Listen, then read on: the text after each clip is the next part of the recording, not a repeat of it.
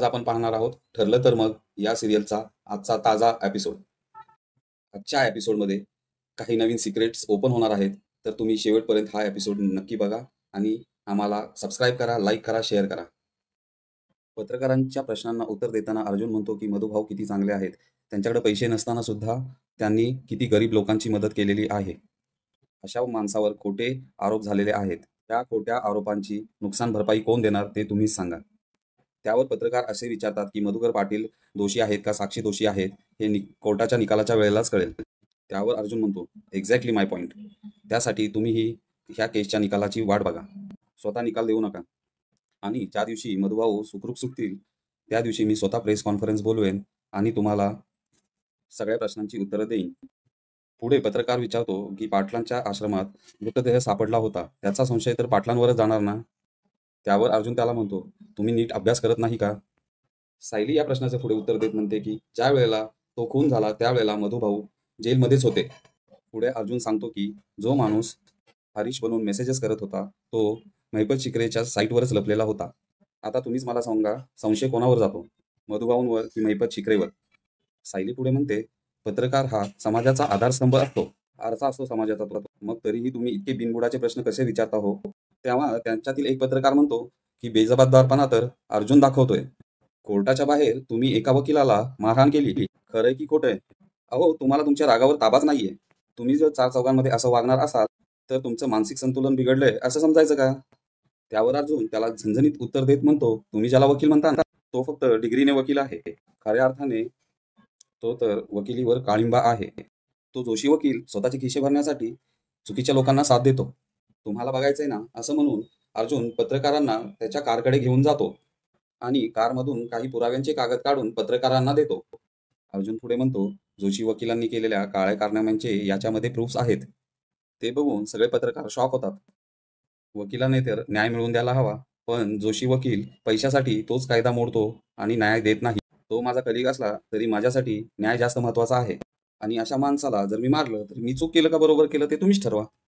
पुढे एक पत्रकार सायलीला प्रश्न विचारते, तुम्ही तुमच्या वडिलांना वाचवण्यासाठी तुम्ही अर्जुन सुभेदार यांच्याशी कॉन्ट्रॅक्ट मॅरेज केलं होतं आणि तुम्ही त्यांच्याबरोबर 1 वर्ष राहिला, हे खरं आहे का. सायली उत्तर दे, हो हे खरं आहे असं म्हणते. आणि हेही तितकंच खरं आहे की तेव्हा पण आम्ही कायद्याने नवरा बायको होतो आणि आताही आम्ही कायद्याने नवरा बायको आहोत. हे बघा, तुम्हाला जो बातम्यांना मीठ मसाला लावायला हवाय ना तो मी तुम्हाला देणार नाहीये.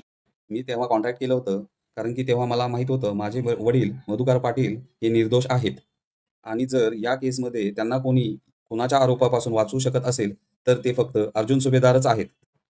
त्यावर पुढे पत्रकार असं विचारतात की मधुकर पाटील हे तुमचे सासरे आहेत म्हणून तुम्ही त्यांना वाचवणार आहात का.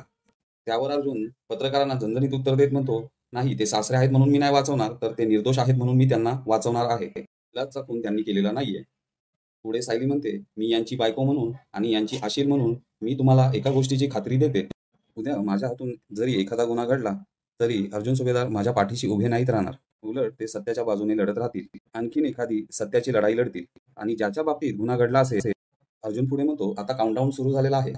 कोर्टाने दिलेल्या वेळेप्रमाणे ही केस 30 जुलैला संपेल आणि निकाल तुमच्या समोर असेल. पत्रकार पुढचा प्रश्न विचारतात की या 1 महिन्यात तुम्ही ही केस जिंकणार की हारणार. तेव्हा सायली फुल कॉन्फिडन्समध्ये पत्रकारांना सांगते की अर्थात आम्ही जिंकणार, कारण अर्जुन सुभेदार कधीच कोणती केस हारत नाहीत आणि ज्याचा लढा सत्याचा असतो त्याला हारण्याची भीती नसते.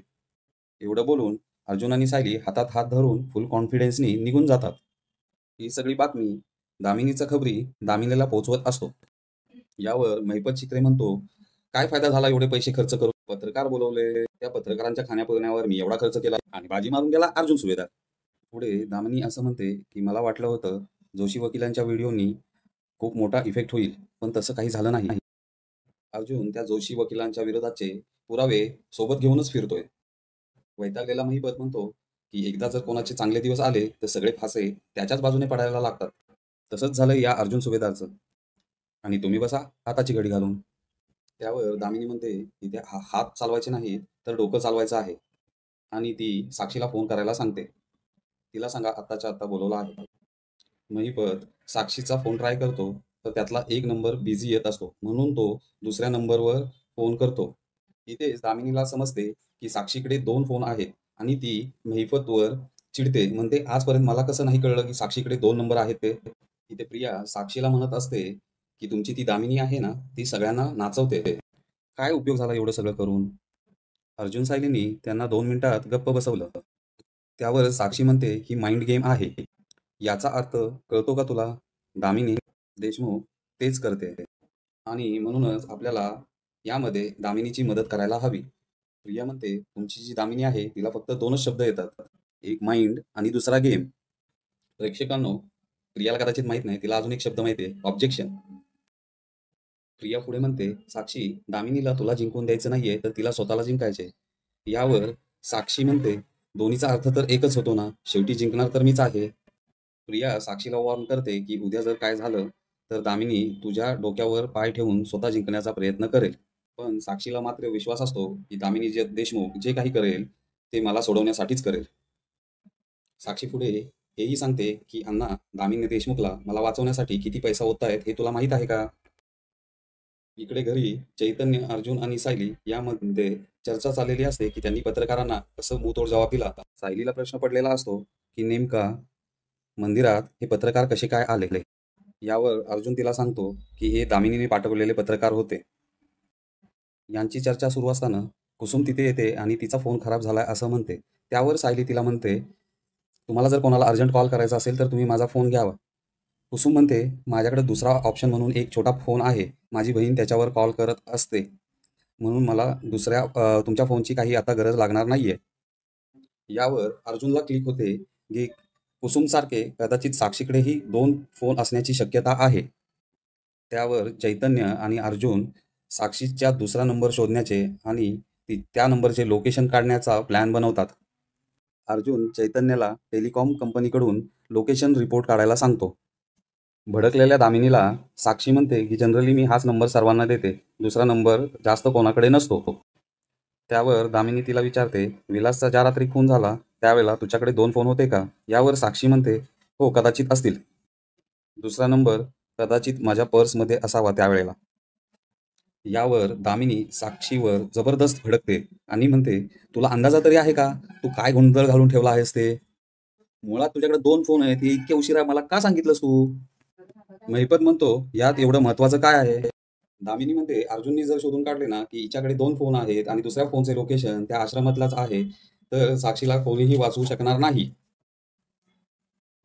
असं काही होऊ नये यासाठी तुम्ही काहीतरी करालच, असं महिपत दामिनीला म्हणतो. दामिनी लगेच तिच्या माणसाला फोन करून लोकेशन रिपोर्ट्स काढायला सांगते आणि ते रिपोर्ट्स दुसरे कोणाला मिळणार नाहीत याची खात्री घ्यायला सांगते. अर्जुन पुढे सायलीला सांगतो, आता फक्त 3 गोष्टींची गरज आहे.